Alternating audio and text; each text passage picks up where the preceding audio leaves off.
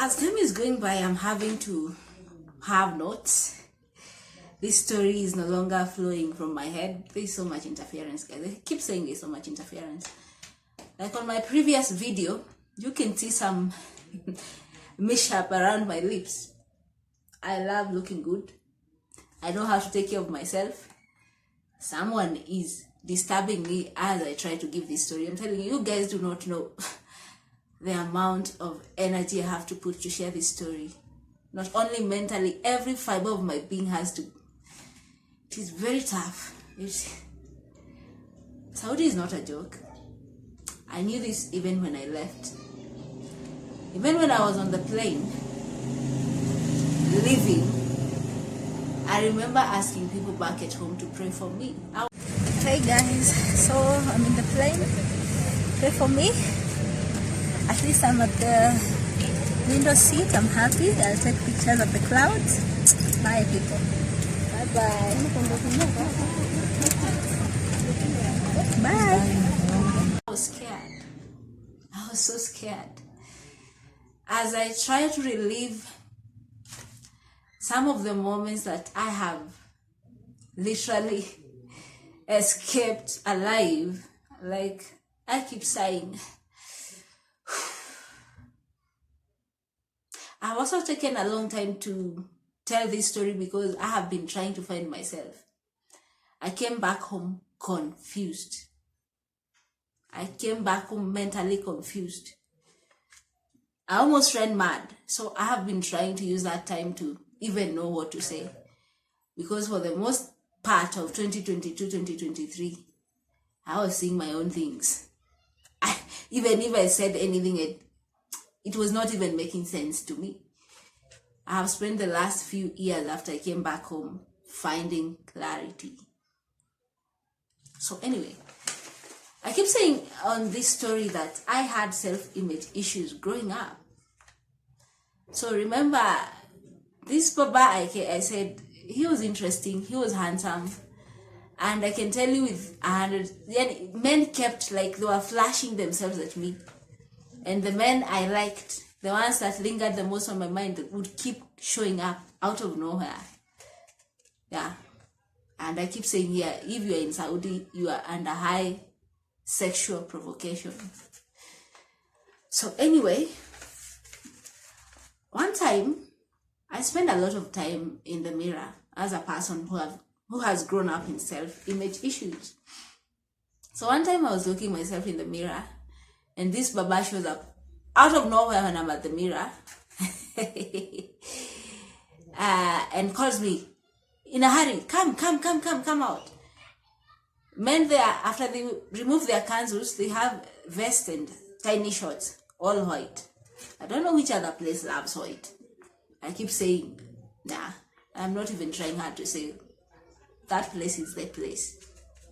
So anyway, Baba calls me in a hurry, come, as I was busy looking at myself in the mirror. And you know, while I was looking myself in the mirror, I was like, sometimes I do that because I'm like, can you imagine that girl in the mirror once was tortured being told she looked like a boy? One time she was told she's not even as beautiful as the rest of her family members.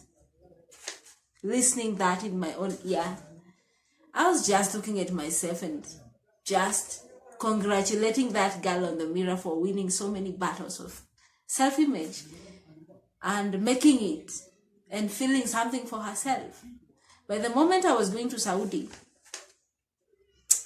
I would say I was surviving the best way a person with self-image issues can handle it. So this comes to another lesson. If you're in Saudi, mostly people who have issues getting married have issues with their self-image. It doesn't matter whether you're a boy or a girl. And most of us who have self-image issues will meet ourselves in one of these Arab countries. So even in Saudi, probably you have self-image issues also, apart from not being able to know how to stay married or not wanting to hear marriage anywhere in your life. You also have self-image issues. So Baba calls me, come. As I was looking myself, he interrupted my self-admiration. So I came out. Remember the language is a barrier, so I'm depending highly on my intuition. And that is when I knew I have a gift. After dealing with Arab people, I knew I have a gift of discernment. You can be speaking in any language and I will understand you. It's a gift. I didn't know. One time when life had become so difficult and I was wondering, was I skilled? Do I have talent? Do I have gifts? What do I have? Some of the things, as I'm battling my struggle to come to terms with my whole Saudi ordeal or experience, I can't tell. I do not know where to place this story.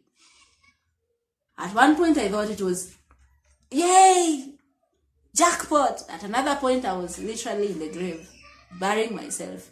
Because when you're dying, nobody, especially when you're not sick, nobody else can know this. Only you. And the person who is killing you know what they're doing. So most of the battles I have, and that's why most people find what I'm talking about and understand. Because everything I have happened in my mind. I have no way of proving it, but I know somewhere I had gone.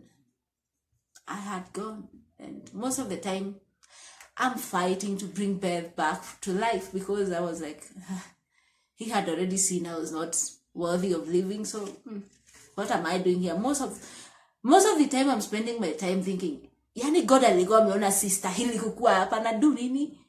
I'm fighting that a lot. So anyway, baba ameniita hurriedly. Na Kiarabu nimetoka.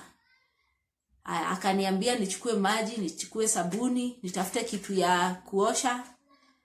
Honestly, ile kitu niliyotafuta ya kuosha ilikuwa hata ya kuosha choo. Nilikuwa naoshanga choo nyingine ya nje huko nje. Maji na ndoo na sabuni. Wheelbarrow na Kiarabu inaitwa Arabia. Sipendi wheelbarrow. Hata afadhali nibebe chenye nabeba na mkono. Sikuwa napenda wheelbarrow. Alafu place walikuwa naishi compound yao ilikuwa imemwagwa changarawe. Had a lot of tiny mawe, so it was very hard to push that wheelbarrow on the tiny stone. So I preferred to just lift those weights myself. And also, I lift weights. They also know, the Saudi people know, I lift weights. I'm a weight lifter. So I was like, wacha ni bebe hii ndoo haraka haraka. So wakati nimeweka maji na sabuni, sijui hata tunaenda kufanya nini. So akaniambia ni push na wheelbarrow, nikakataa. So now, remember, Baba was becoming a favorite of mine. So he offered tukasaidiana kubeba ile ndoo ya maji na sabuni yangu na hiyo kitu ya kuoshea kagunia. Hata huko wako na tugunia tu kuosha. Tukaenda mahali huko. Remember, hii place nilikuwa nasema ilikuwa inakaa somewhere very interior, somewhere village like, na pia walikuwa nakaa watu economically speaking ilikuwa not so well off. So but walikuwa wameendelea pia. So pale mbele kidogo huko nyuma ya nyumba yenye tulikuwa tunaishi, kulikuwa na nyumba zingine za kitambo walikuwa wanaishi. So napenda pia kuona progress ya watu. Ni progress. Na si kusema kwamba unajua vitu zingine macho ya mtu huwa inaona. Na hivyo ndio iko na hivyo ndio itakuwa na huwezi saidia. That's how, for example, ukaweza angalia, utaweza jua huyu ametoka kwa mapanga, huyu ametoka kwa poor family. That's how you can tell. With an eyes view, you can tell who is rich, who is poor. So when I was perceiving my environment, I was like, it is not a very high economic zone. And remember, when I was going there, I was going to Lamborghini places. Anyway, you'll find that I have spoken about this in my previous episodes. So behind huko kwa nyumba kulikuwa na the houses, the previous houses they had. Hamad. They were a bit old, very old school Arabish style. Alafu kulikuwa na place ya kondoo. Kwa hiyo place ya kondoo, sikuwa najua kuna kondoo wengine wanaishi karibu na hiyo home. Nilikuwa najua kondoo wengi walikuwa ile place na shindani nikisema huko Nak, Ruhinak, huko nje, huko ndio nilikuwa najua, huko kwa mountain ndio nilikuwa najua kuna kondoo. Sikuwa najua kuna wengine wanaishi around home. But hiyo siku kulikuwa na kondoo mmoja. Kulikuwa na kondoo mmoja hapo ndani kwa pen. Huyo kondoo alikuwa msika, alikuwa anakaa sickly na week. Na ndio tulikuwa tumeenda kuosha. Huyu kondoo tumeenda kumuosha, wakati tu immediately nilikuwa najiangalia kwa mimi. And after my long fight about Saudi, I realized Saudi is punishment for those of us who give up in life. Saudi is punishment for those of us who are battling so many battles. For example, I keep saying I didn't feel worthy of so many things because I grew up in self-image issues. When by the time I was going to Saudi, I was feeling like everything was failing. Everything I had ever tried was failing. I was almost hitting the edge of 30, nothing had worked. It was very devastating. Having finished school 7 years earlier, almost a decade after finishing school, na hujapata kitu ya kushikilia mkono, that is devastating. So to me, after so many time and after a long battle in my mind, that sickly kondoo was me. Unajua kondoo anakuanga wa nani? Kondoo ni wa nani? So baba tumeenda na yeye kuosha yule kondoo msick. Tukamuosha happily. Mimi sikuwa na story. This time round, me hata Longonot tunakuwa na kondoo. Nothing was new. I used even to tend to this kondoo one time wakati mtu wa kulisha alikuwa hayuko around. I used to tend to the sheep. So, after finishing washing up the sheep, happily, nicely, Baba playing here and there like men do. And honestly, I had already concluded men play. It is the way I have always known how to maneuver around my life. When we finished washing that sheep, Baba looked me in the eyes and he told me, I love you. Whenever I play that clip in my mind, because I came back home to die, literally, after a few months, I saw myself die. I died and I resurrected, and whenever someone says I died and resurrected, I look at them like, now it is me saying that. I have died. I came back home to die after being washed by the owner of the sheep. That's why I keep saying so many things right now. Like the sheep, if there is a video I did on TikTok and I was saying how the sheep is so significant in my life. The sheep is used in relation to Jesus and us. We are the sheep of the shepherd being Jesus. So sometimes I sit here and wonder, did I meet Jesus? That whole representation, everything that happened, I can represent it to mean something spiritually. So I was in a bad space. That sick sheep represented me. Remember, even when I was going to Saudi, I keep saying my body was failing. My legs used to swell anyhow. Even when I was there, my legs used to swell. When I was leaving, went there with fears of having cancer of the head. When I was reading my symptoms on Google, I probably had cancer of the head, and it was very scary. I was in a bad time of my life. So anyway, if you're in Saudi, probably also have self-image issues. Long story short, I'm a sheep that has been washed from the original washer. And you do not want to go there. I keep saying on this place, we think heaven is a very good place, but it is not. God is not. That treatment you see there is God's. And God has fury. And God has anger. And before you meet yourself in the same position I was, because I have escaped death narrowly, I'm hoping that I'll help a girl here not to have to go to Saudi. Before you lose hope so much, you feel so hopeless. You have to go face death in the eyes. It is not pretty. That fear I have been battling. A lot of energy I'm using is to battle trauma. And a lot of fear I felt while going through a lot in Saudi. So if you're out here thinking, oh, our Heavenly Father is good, our Heavenly Father, He's not good. I said God is just like a parent. Sometimes parents are stunned, and I felt like my whole Saudi experience was me receiving tough love from God, and it is very tough. I did not like it. I have not liked it, but you don't learn everything from all the things that you like. Sometimes you learn things from things that you don't like. And so many things on earth are not simple and easy and likable. And I'm learning this the hard way. A lot of things that we enjoy on earth come from hard and painful situations. A baby, me, my parents raising me through all the stresses, the uncertainties, fees, looking for the best education, me not getting work, them having to explain up to now why Beth is unemployed. Even now, them having to explain why Beth was in Saudi in the first place. I know it's a hard time for everyone. Earth is hard, and we don't learn every lesson from the good times. So I'm accepting even the tough seasons as lessons. So after Baba washed that sheep, me and Baba washed that sheep, she said, I love you. And I was like, that is strange. And then in that old vintage building yenye walikuwa wamehama, pia kulikuwa na wazi imeandikwa, I love you. And remember, where I was, it's like those Arabs didn't know English much. I knew this. We could communicate. Me, I would communicate in English. They would respond in Arabic. Or sometimes when we didn't understand each other, we'd use Google Translate. Or maybe they knew. I do not know. Up to today, there are so many things I keep wondering now.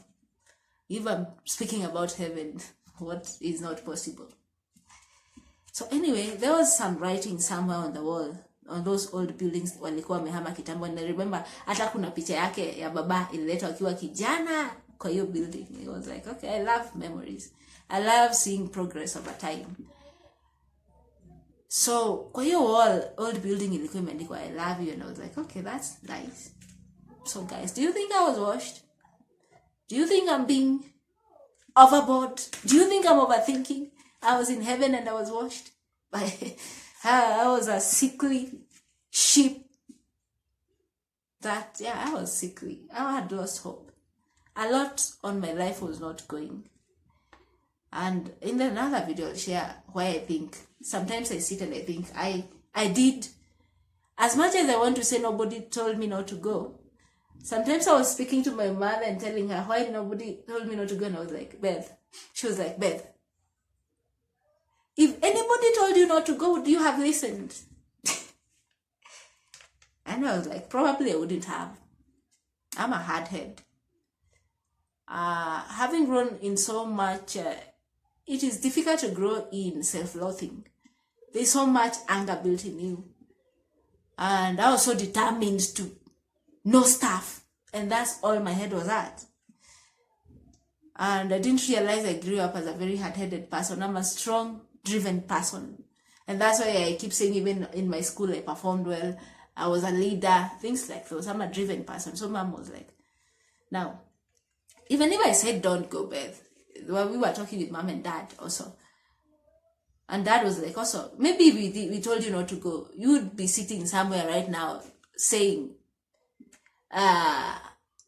what if I went? So anyway, I do not know. I'm just sharing this story to give lessons, and also hopefully there'll be a few things that will change about the whole girl experience in Saudi, because honestly it needs to get better and so much has changed over time, so I'm still hopeful.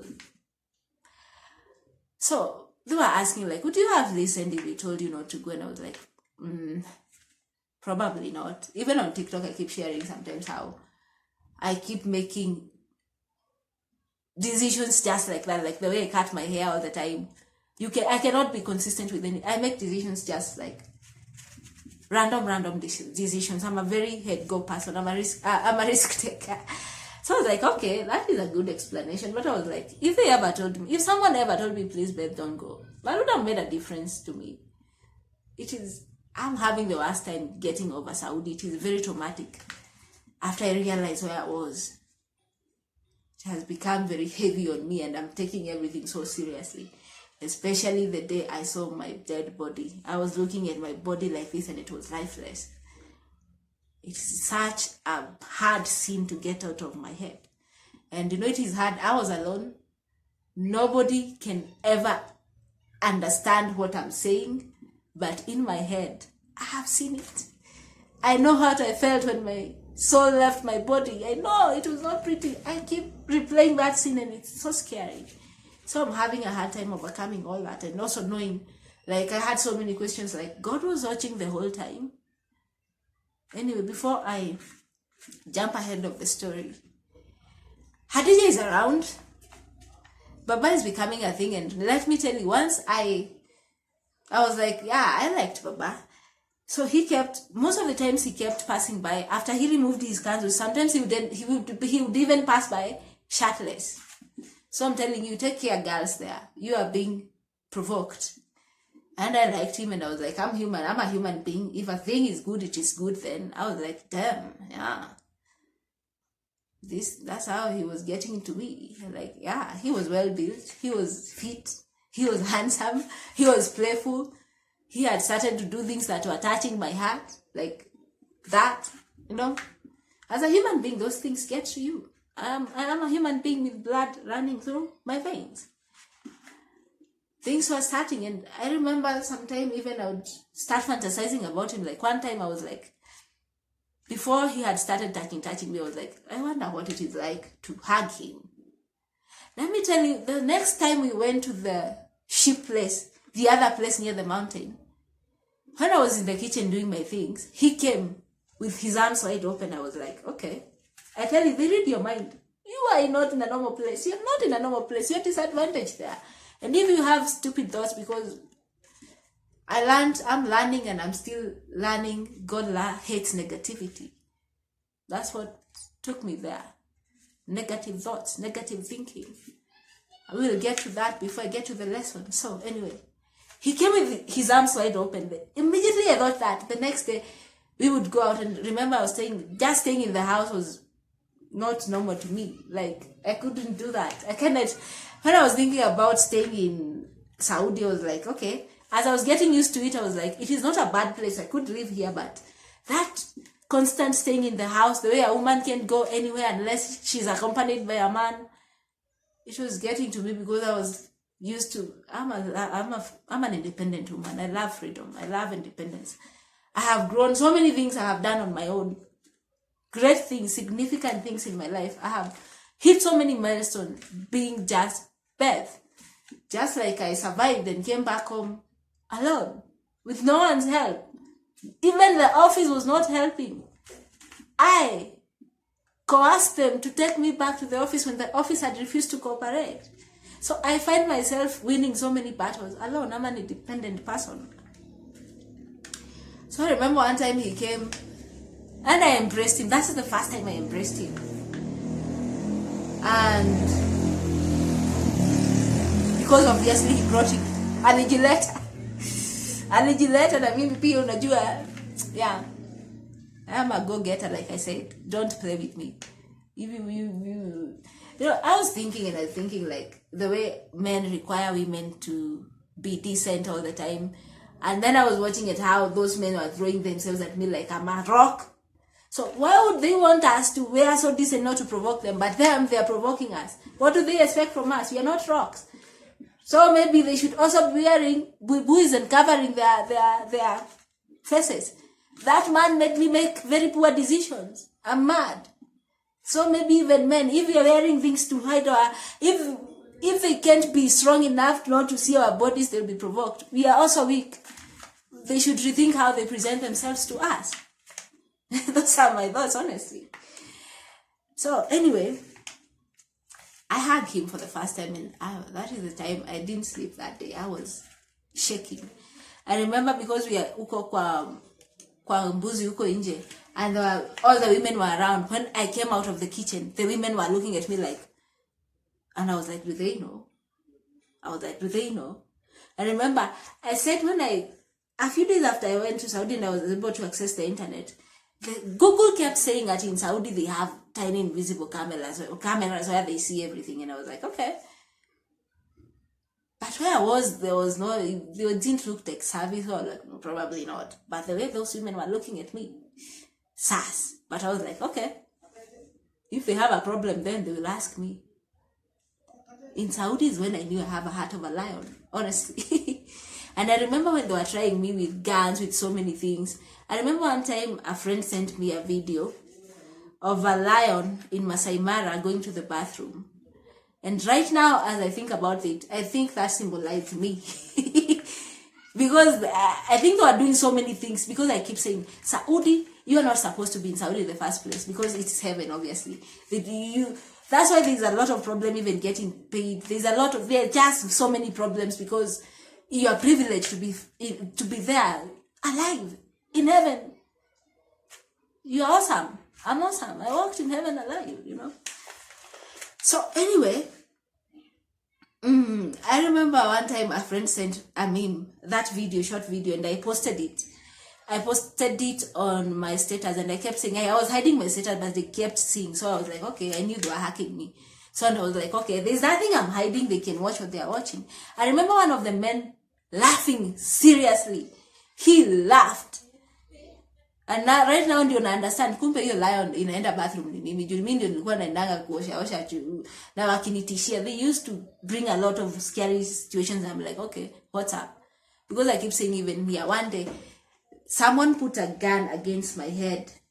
She did the same to one of their sisters, Arabu. She screamed, and me, I was like, okay, what's up, man? And by the end of the day, I had fired that gun. So that's the time I knew I'm brave. Going through what I went through in Saudi alone, I definitely knew I was brave. So I'm talking about Hadija. When Hadija came, I was excited. I said she would keep going.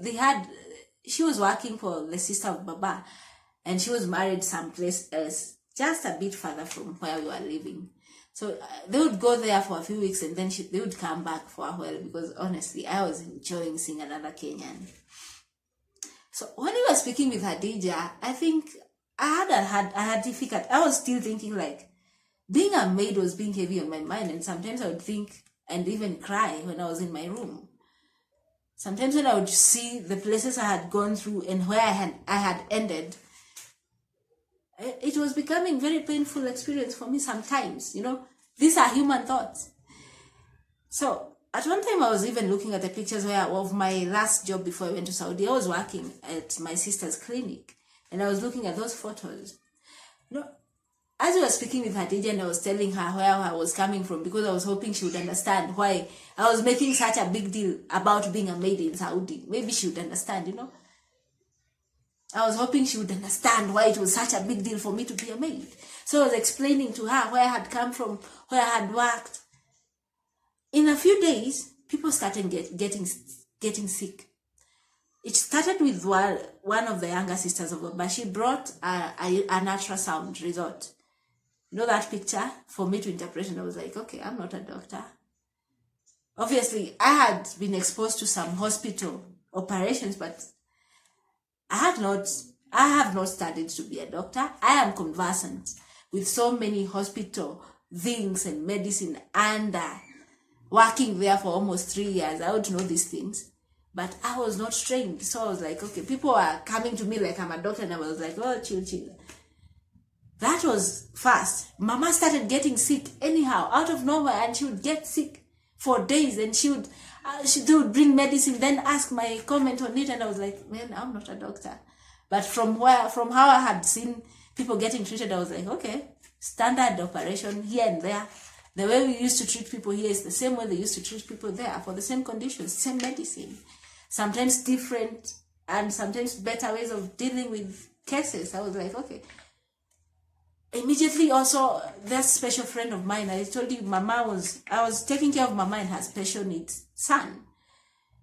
He also got sick and got a homa, and they suggested a medicine which he took, and one of the effects of that medicine was drowsiness. So one time he overslept more than he sleeps, and I was like, did I kill Nimeua Mwarabu? So I was like, and they were coming at me with that. Are you sure you gave us the right measurements? And I was like, yeah, I'm sure that is the correct way to take that medicine.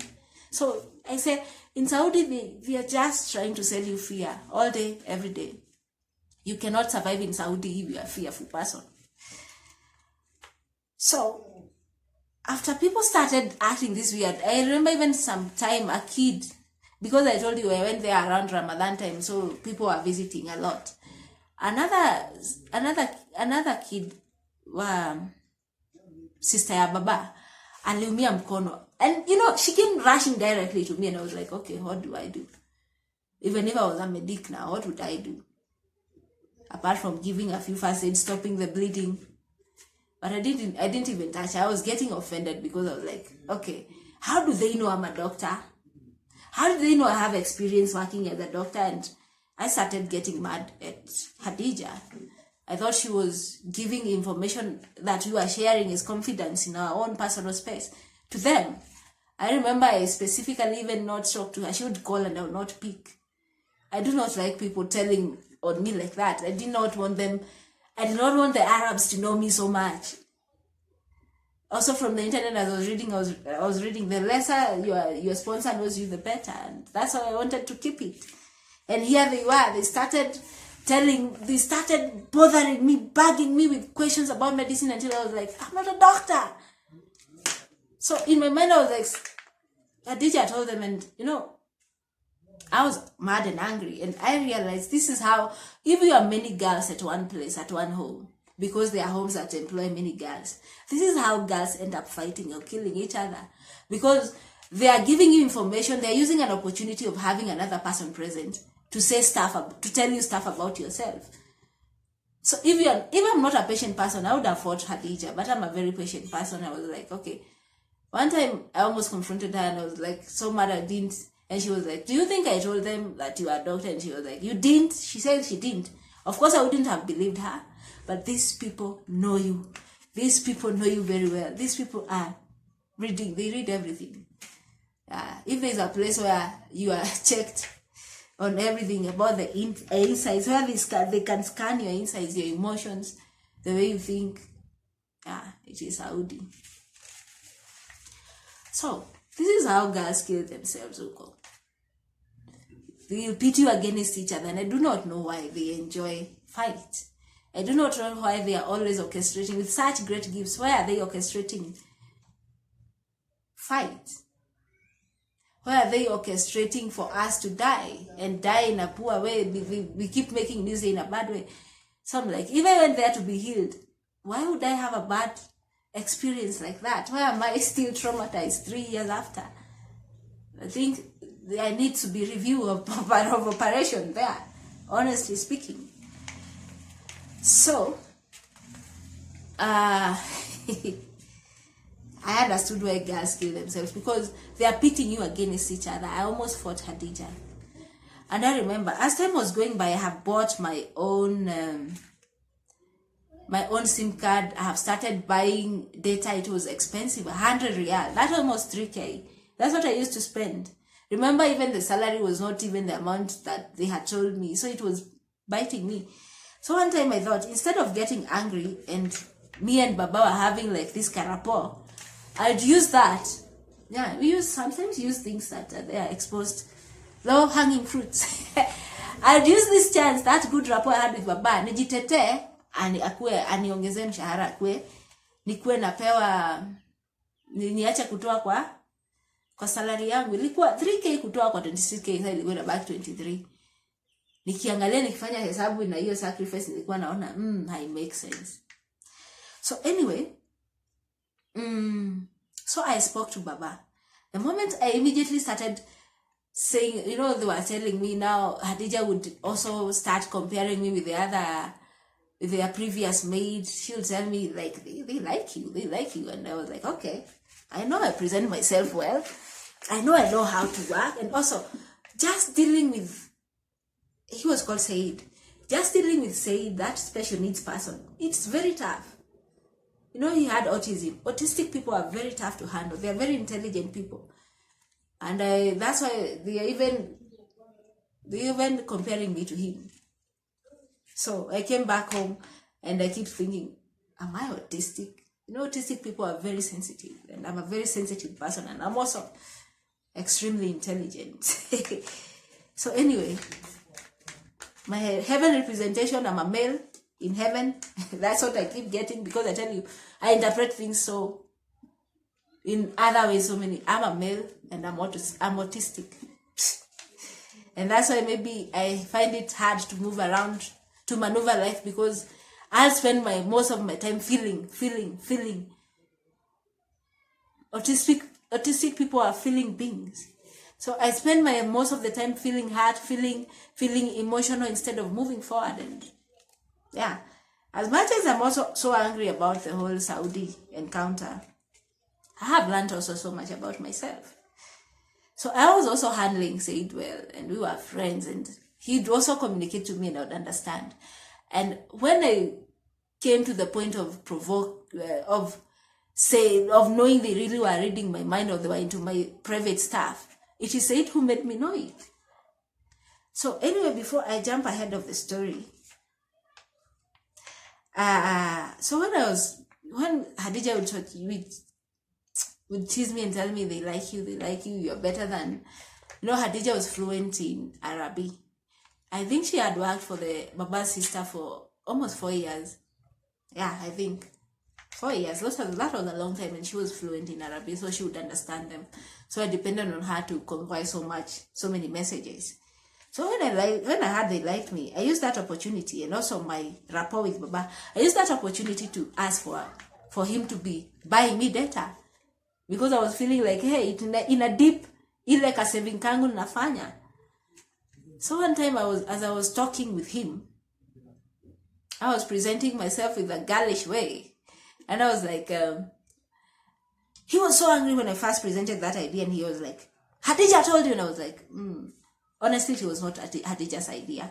It was my idea. From all what Hadija was telling me, from the way the previous maid had acted, I was thinking, okay, come on, perform hivyo, acha nijitete. It was all my idea, and I was like, no, Hadija didn't. There's nothing to do with Hadija here. It's just me asking you. And I remember I have so many of my conversations are deleted. I had written something. I had presented my case to him as an employee, of course, with some cuteness, because I was thinking, honestly, something was going on there. So I was like, okay. So I remember one time when he was playing hard to promote or to add me my salary, I asked him in Swahili, unaninunulia data ama hununuli? I was being playful. I had become so comfortable around Baba. I started to be playful. And I'm saying Baba will be the fall of me, letting my guard down. I was getting comfortable around people, and I let my guard down. So anyway, that's how I got promoted. That's how my salary was added. He started buying me data, and I was like, yay, thank you. So, yeah, Baba ameanza kunibaia data. Mimi na Hadija tunaendelea kuongea, naendelea get info. I'm continuing to get information whether I'm still doing good, I'm still performing or not. I used to get my grading from Hadija's talk as we spoke. Now, I noticed something else as I continued to settle around. So many things are falling into place, as so many also are going off.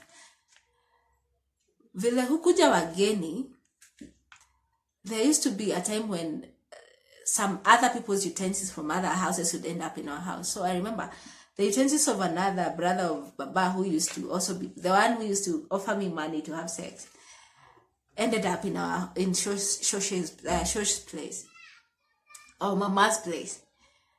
And I had to be the one to take it back. The moment I took it back, I thank God, I thought about taking Hadija. I was like, let me take Hadija with me. So we went with Hadija. I was not even aware that this guy's wife was not around. So when we got to the door, he's the one who opened. I was expecting for the lady to come. He's the one who opened. When he opened, I was like, where is the lady of the house? He was like, she's not around. I was like, I have brought this. And he was like, get in the house, you know where the kitchen is, honestly. By the time I started by fearing, but the time I was staying around, I had become so, even from the pictures I share, you can tell I had created a good rapport with these people. Had started to, something that I went giving me stress and tears, I had started to enjoy it. So I took the utensils back inside to the kitchen and left.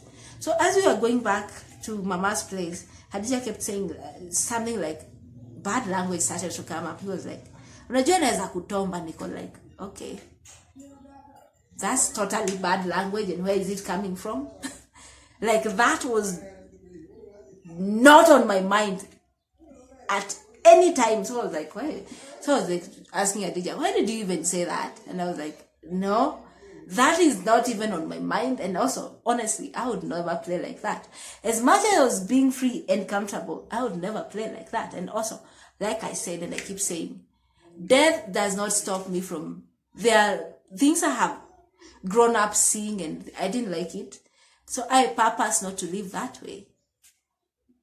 So treating other people well when they are not when they are not present, and also honoring their relationships, it's something I value. And I think most of the relationships for me are hard because I demand high discipline. I'm not a person who jokes around. I have seen how those jokes end up and people get hurt, and I think honestly that's why, and I just, like I said, I have a lot of feelings. I'm autistic. That's why most of my relationships are hard, because I'm a very emotional person, and I like, when you do something, I take it to heart. I will not forgive you easily, because I would never ever dream doing that to you. If once we get into a relationship with you, I become very serious. And although even here back home we play, we have games, I would never, even back here at home, I never used to joke, especially when it came to other people's men. So when Hadija kept, and this was not the last time Hadija would say this. Another time, I told you, vitu zikiisha, like personal care stuff, mafuta nini, Baba was the one who used to buy. So another time, when we were at Hadija's place, huko kwa sister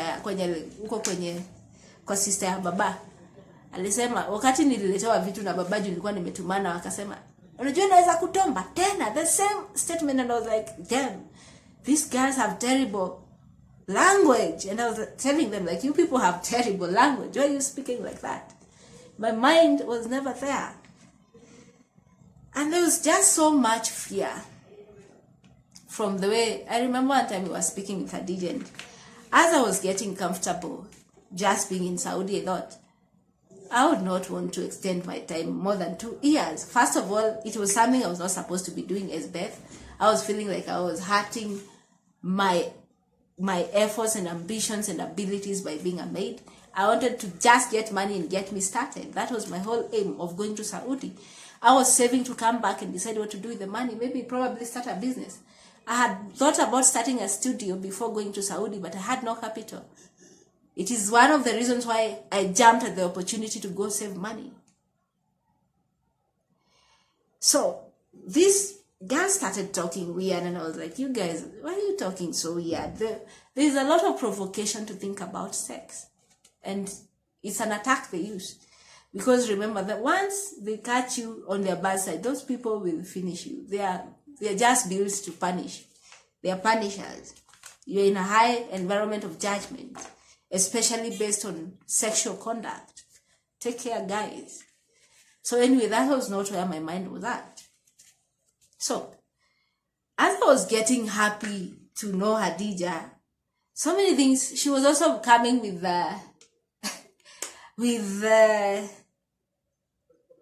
alikuwa nakuja na hasara. She was bringing a lot of things to my attention. For example, as I had these thoughts one time of not staying or extending my stay, I remember Hadija started a story out of nowhere, and she said, do you know the guy that was here, the Nigerian that was here before you? I was like, yes.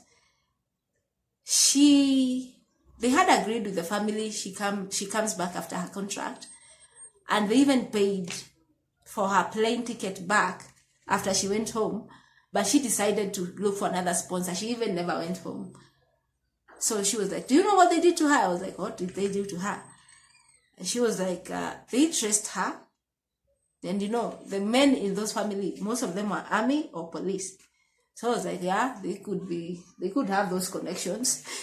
They traced her down, got her, locked her in a room, wakamtesa, and she died, and I was like, oh, that's awful. So remember, I was like, in my mind, I was like, so when my time comes to leave, will these people allow me to leave? I started having fear. I'm telling you, Saudi is a place of constant fear. When you are done with this, they are bringing another thing to make you fear. And I was like, there is no rest in this place. They are working your nerves throughout. It's a place of high nerve activity. I had to like keep kohurutera my heart all the time. I was like keeping like my heart alive all the time. There are so many things that were happening, and these were real stories even from girls. I'd go into the internet and see how girls are struggling to get back home when they had finished their contract. So Saudis, this is to you. Why would you keep us? We are adults. We have worked. We have finished our work. Why would you want to keep us against our wishes?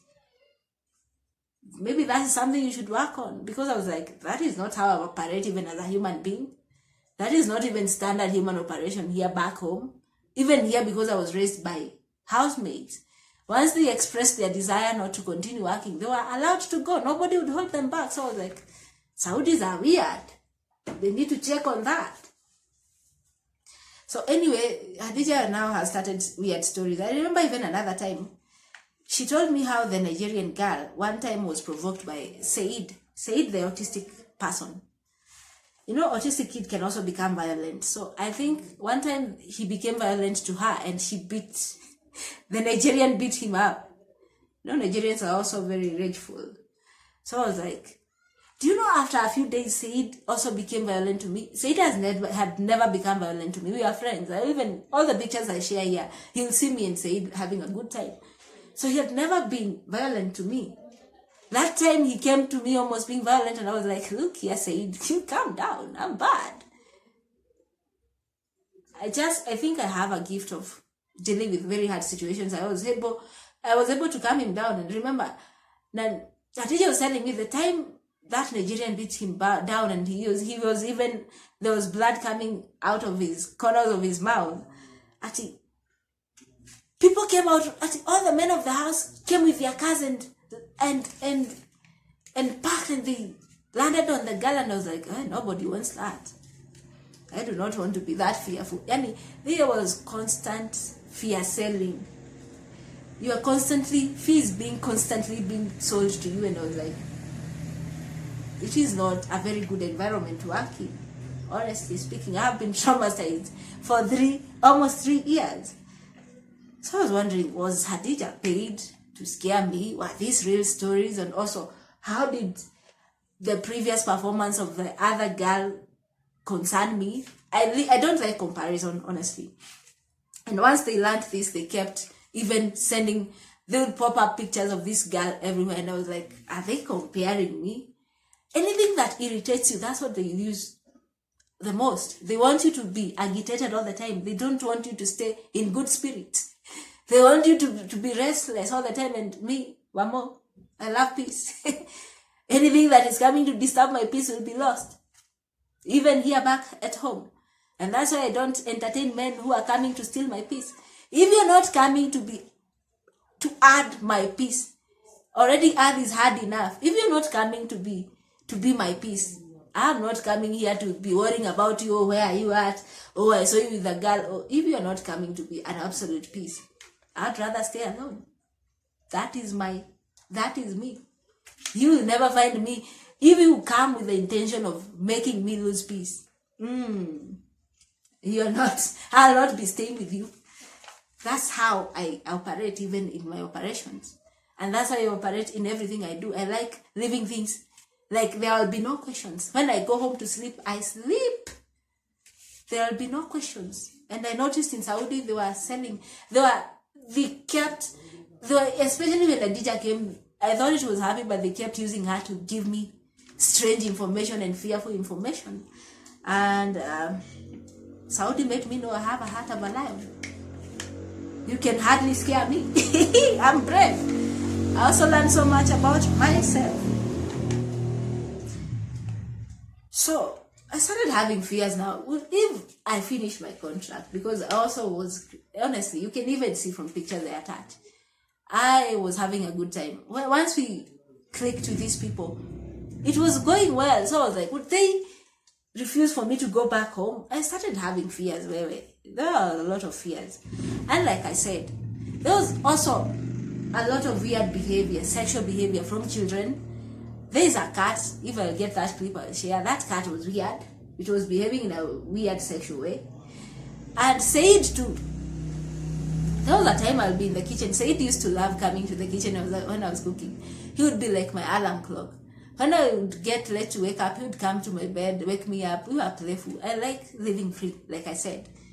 I do not have bad intention in the back of my head, and that's why I was having good rapport with these men. And maybe the women would think I was allowing them to maybe have anything with me, but no. I just, I came from a place where I do not live like, Muslim girls barely see men. Me, I have grown up with men. I have learned with men in the classroom. So a man interaction is not that big a deal to me. Apart from this one with Baba, it was becoming something, and I'll explain how it became the problem of me and why I'm having stress 3 years later after leaving Saudi. So anyway, I decided I would be writing because my mind keeps jumping and people don't want to tell me my story. Like I keep saying, in my previous video, there are things showing on my mouth, and I know that is, like today I have also spent time like 3 times just applying makeup, and I know how to apply makeup. Once my good friend Liza, my college mate, showed me how to apply makeup, I have never gone back, and she's a good teacher. She knew how to apply makeup, and I know telling this story is becoming hard. I can tell there's a lot of interference, and if I mention interference by interference, they'll take me to Mathare saying, oh, Betty, overthinking, oh, that. I know. And I do not want to dwell there, and I do not want to go to Mathare, but I want this story to matter. I want this story to make a change somewhere. I want this story to inspire a girl. I want this story to tell a girl why you will suffer in Saudi. If you're not careful, if you find yourself in Saudi. This is why I'm sharing my story. And I also want to tell the Saudis, hey, what can be done? You have very good gifts, but they can be used in another more impactful way, apart from instilling fear.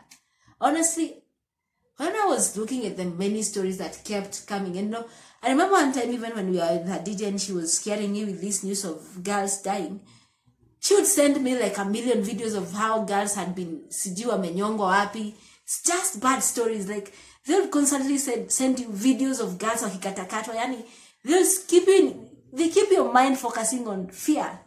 And that is not what I had gone there to do. I was like, why would they kill me?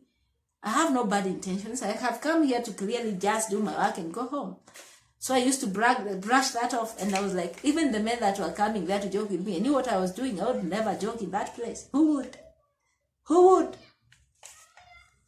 So I'm just saying, I think if the Saudis cannot treat the girl there properly, then it is not a place that girls should go in the first place. They could do much more with what they are doing there. That education that they give so fearfully can be given in another manner. I mean, like, seriously. I kept hearing how girls were having it rough. Some were dying in so much fear. And I was just thinking, like, where is the God of the black girl? Like, God is watching. The things that happen in Saudi, only God can intervene, Have you ever listened to the news that come from Saudi and you're like, damn, that's just awful.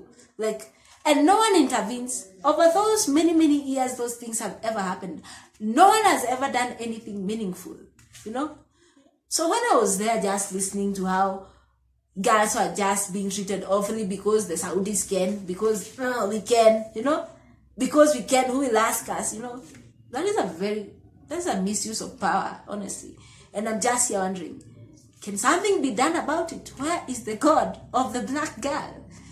Or any other girl of another race that is easy to take advantage of, I was like, what is wrong with this place? Where is God? When so many, as even I'm suffering from so many mental torture because I keep saying there's so much interference, I'm always asking, where is God? Where is God? And He's watching. He's watching as all these bad things are happening. That's why on my socials you'll find me not being on good terms with God. Sometimes my family calls and I'm like, do not talk to me about God. I saw what God allows to happen, doing nothing, and I'm a victim of it, and I'm like, please, do not mention God to me. I don't want to hear that word. Don't mention it. So if you are here on my socials, finding me being so hard on God, it's because I know He exists. He exists. He exists, and He's just watching as we are being poorly treated. And I was like, it's unacceptable, God. It's just unacceptable. I'm having even a hard time going to church. Like, what am I going there to do? That God that allows girls to be treated that way, that is the God you're telling me to pray? That God that allowed me to go through the worst torture I have ever gone in my life? I have ever gone through in my life? That is, yeah, I'm having a hard time. And that's why you find me in my socials. I'm speaking awfully about God, because I found out He is listening. He has been watching. And it beats me. Like, how? How? So anyway, I'm saying there's so much sexual advancement, even from Said. Sometimes I will be busy cooking and Said is just there with a hard-on, and I'm like, how do these people just get hard-on anyhow? Now, I was looking at Said and his condition. I was like, how did he even get a hard-on? I was wearing such a huge dress. I was like, how do women need to wear to be safe in this world? How do we need to wear? Meanwhile, the men are out there busy provoking us to have sexual thoughts. Na sisi tumejifunikia. Na bado anapata hard-on. So niko like, I was feeling unsafe, and I was feeling like my space as a woman, my safe space as a woman was not there. So I was constantly asking God. I had the plight of the woman in heart, and I was like, why, God? Why? Why can't I just cook? Why can't I just have a good rapport with Said without him having to show his boner to me? I still have the plight of the girl, and that's why you not hear me considering so much about God. I have a fight with God and how He considers a woman. This is a fight that if He allows me, because I keep saying, I give this story and there's so much fear, because I know I'm dealing with a person who can drop me dead right now. I have seen it happen. I'm afraid. So if He allows me to speak, this is a talk I'm willing to take wide and huge, because why I have been unable to settle down is the way I see the modern woman's plight. As a woman, as a mother, expectations, she's still expected to be a traditional wife. That whole scenario about the modern woman in marriages doesn't sit well with me, and that is my whole problem. And I told you why I think even Saudi is about marriage. You know, when I was going to Saudi, I had written somewhere on my notebook, because I was thinking about marriage. My sister and her husband had just had issues. And as I think these issues are what also made me lose my job. So there was so much about marriage on my mind. And I was even asking God, why would I get married? It's written somewhere I'll share that note. I think I went to Saudi because I was thinking so much. I had the plight of the woman at heart. I was seeing how the things the woman have to persevere in a marriage. And it's not, and I'm not saying that this is about what I saw in my family. I'm just saying that also when I shared with so many girls, and honestly, marriage and so many other girls are like me. This is not a unique story to me. So I was like, why would I get married?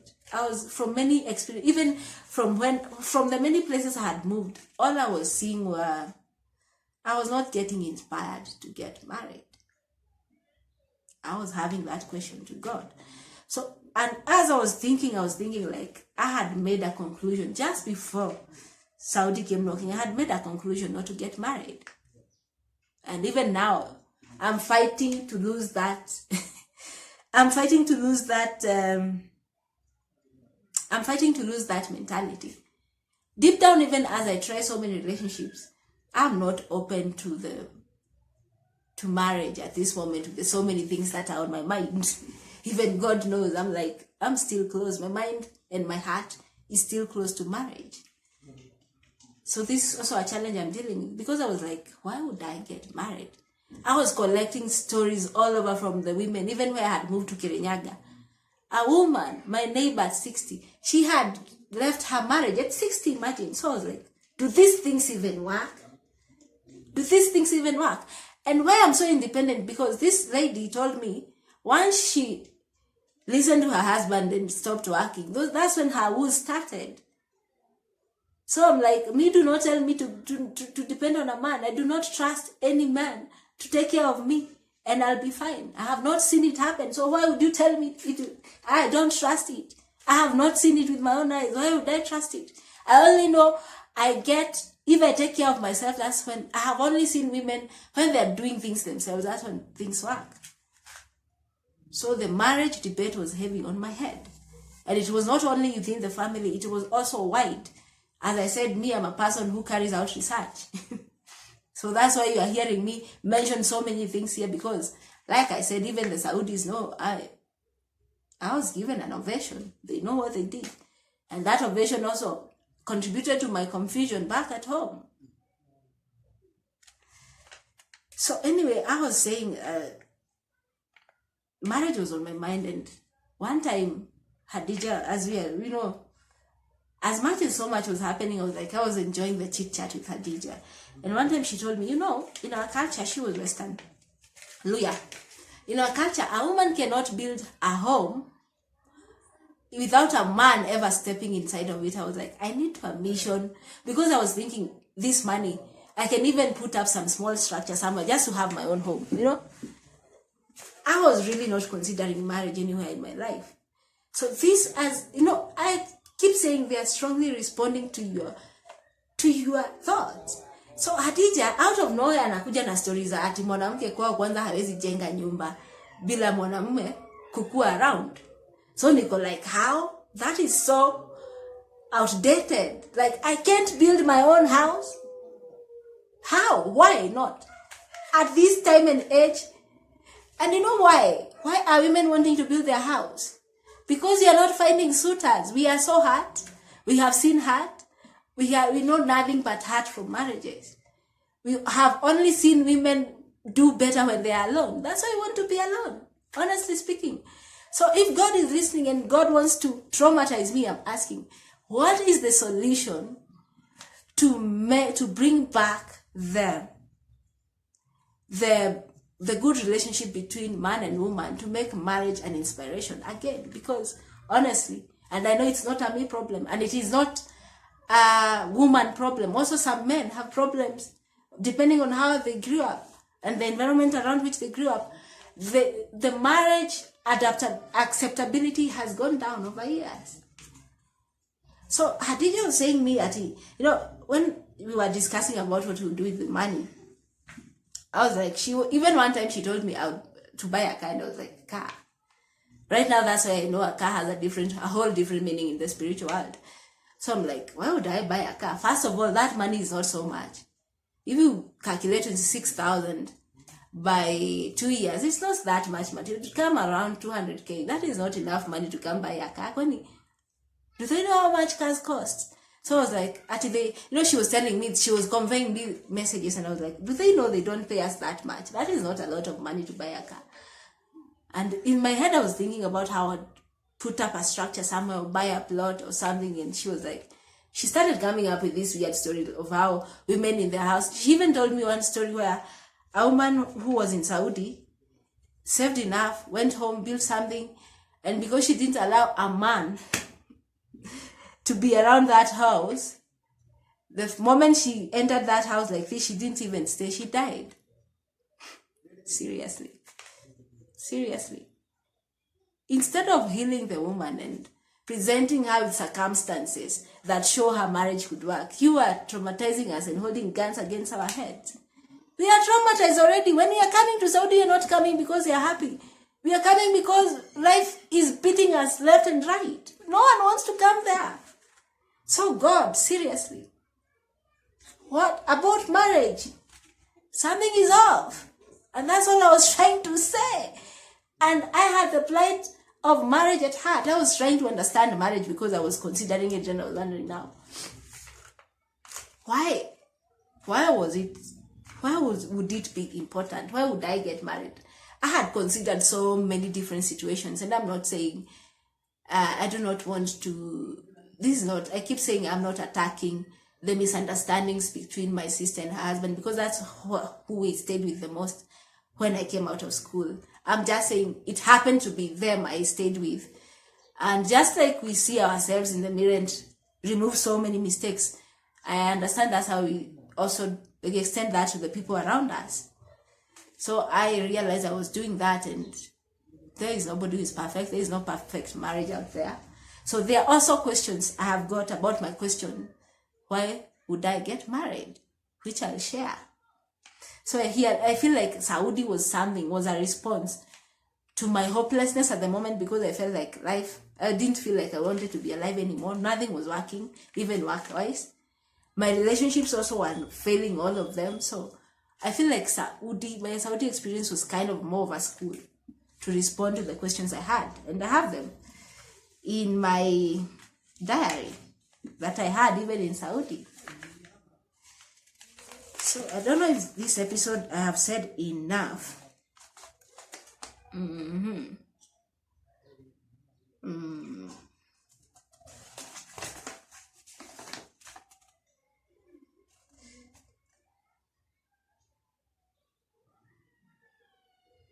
don't know if I've said enough, but yeah. That is the episode of me getting to know Khadija better and Khadija becoming a liability. Yeah, I almost got provoked into getting into a fight with her because I felt like she was telling on me. So guys, if you're there, take care. Probably no one is telling on you. They just know you. And they can also read so much, including your mind. Yeah. Stay tuned.